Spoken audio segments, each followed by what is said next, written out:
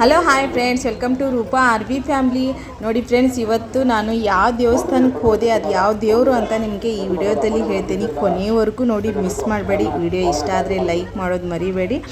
ನೋಡಿ, ನಾನು ಹೋಗಿರೋದು ಇದು ಗೌಡಗೇರಿ ಚಾಮುಂಡೇಶ್ವರಿ ದೇವಸ್ಥಾನ.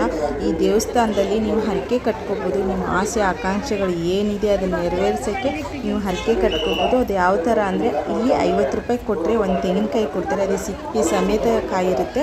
ಆ ಕಾಯಿ ತೊಗೊಂಡು ಇವರು 7 ರೌಂಡ್ ಪ್ರದಕ್ಷಿಣೆ ಹಾಕ್ತಾ ಇದ್ದಾರಲ್ಲ, ಇದೇ ಥರ ನೀವು 7 ರೌಂಡ್ ಪ್ರದಕ್ಷಿಣೆ ಹಾಕಬೇಕು.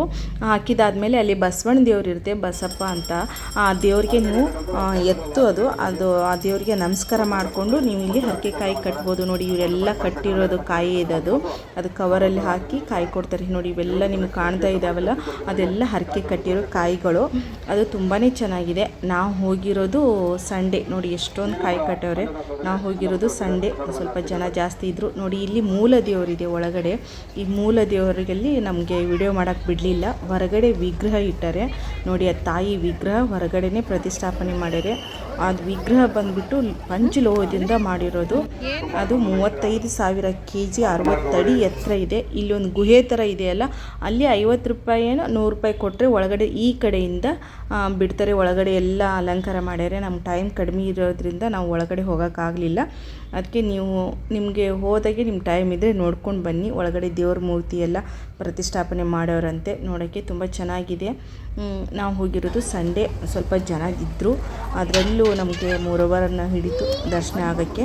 ಹೊರಗಡೆ ಬಂದರೆ ಈ ಅಮ್ಮನವ್ರ ವಿಗ್ರಹ ನೋಡಿ ತುಂಬಾ ಖುಷಿ ಆಯಿತು. ಅಷ್ಟು ಎತ್ತರದ್ದು ದೇವ್ರು ನೋಡಿದರೆ ತುಂಬ ಖುಷಿಯಾಯಿತು. ನೀವು ಹೋಗಿ ನೀವು ದರ್ಶನ ಮಾಡ್ಕೊಳ್ಳಿ. ನಿಮ್ಮ ಆಸೆಗಳು ಏನಿದೆ ಅದನ್ನು ಹರಕೆ ಕಟ್ಕೊಳ್ಳಿ. ತುಂಬಾ ಪವರ್ಫುಲ್ ದೇವರಿದು ಚಾಮುಂಡೇಶ್ವರಿ ಅಮ್ಮನವರು. ಹೋಗಿದ್ದೆ. ಇಲ್ಲಿ ಪ್ರತಿನಿತ್ಯನೂ ಊಟ ಇರುತ್ತೆ. ಆ ಊಟ ನೀವು ಮಾಡಿ ಪ್ರಸಾದ ಎಷ್ಟು ಬೇಕಷ್ಟೇ ಹಾಕಿಸ್ಕೊಂಡು ಪ್ರಸಾದ ವೇಸ್ಟ್ ಮಾಡಬೇಡಿ ಅಂತ ಹೇಳ್ತಿದ್ದೀನಿ. ಇದೊಂದು ನನ್ನ ಕಡೆಯಿಂದ ನಿಮ್ಮಲ್ಲಿ ಕೇಳ್ಕೊಳ್ತಾ ಇದ್ದೀನಿ. ಎಷ್ಟು ಬೇಕಷ್ಟು ಹಾಕಿಸ್ಕೊಂಡು ಊಟ ಮಾಡಿ. ಪ್ರತಿನಿತ್ಯನೂ ಇರುತ್ತಂತೆ ಊಟ ಇಲ್ಲಿ. ತುಂಬಾ ಚೆನ್ನಾಗಿದೆ ದೇವಸ್ಥಾನ. ಇದು ಒಂದು ಹಳ್ಳಿಯಲ್ಲಿರೋದು. ನಾವು ಹೋಗಿರೋದು ಕಾರಲ್ಲಿ. ಅದು ನಂಗೆ ಬಸ್ಸಿಂದಷ್ಟು ಗೊತ್ತಾಗಲಿಲ್ಲ. ಅದರಲ್ಲಿ ಬಸ್ಸು ಇದೆ. ಬೆಂಗಳೂರಿಂದ 2 ಬಸ್ ಚೇಂಜ್ ಮಾಡಬೇಕು ಅಂತಾರೆ. ಬೆಂಗಳೂರಿಂದ ಡೈರೆಕ್ಟು ಇದು ಗೌಡಗೇರಿಗೆ ಇಲ್ಲ ಅಂದರು ಬಸ್ಸು.